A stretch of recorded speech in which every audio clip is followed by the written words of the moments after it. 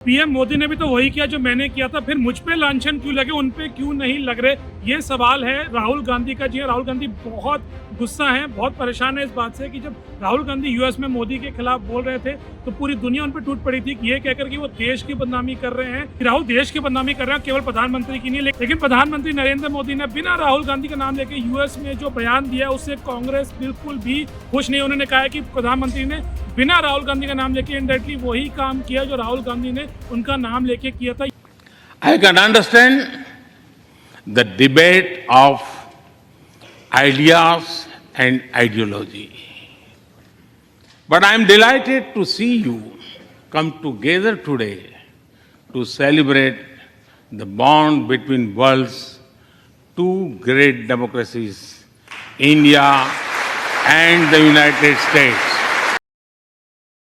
राहुल गांधी ने कहा है कि प्रधानमंत्री नरेंद्र मोदी ने देश की बदनामी करी है।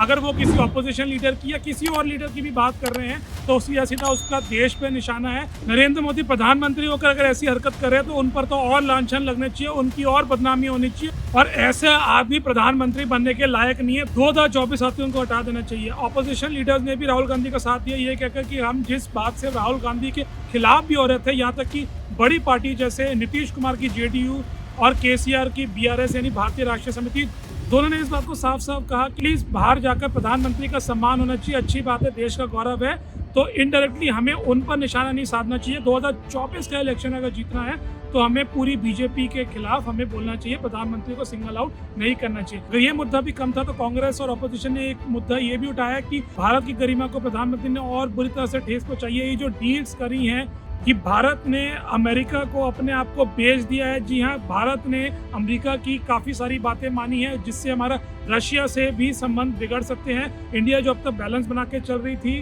प्रधानमंत्री नरेंद्र मोदी की सरकार ने भी कई सालों से उस बैलेंस को मेंटेन किया हुआ था, लेकिन ये जो उन्होंने डील करी और खासकर नेटो प्लस से और ज़्यादा पोजीशन खराब हो चुकी है। वैसे रशिया, चाइना और पाकिस्तान की क्लोज होता जा रहा है और हम सब जानते हैं कि नेटो बनी इसलिए थी कि वो रशिया को उस समय के सोवियत यूनियन को काउंटर कर सके।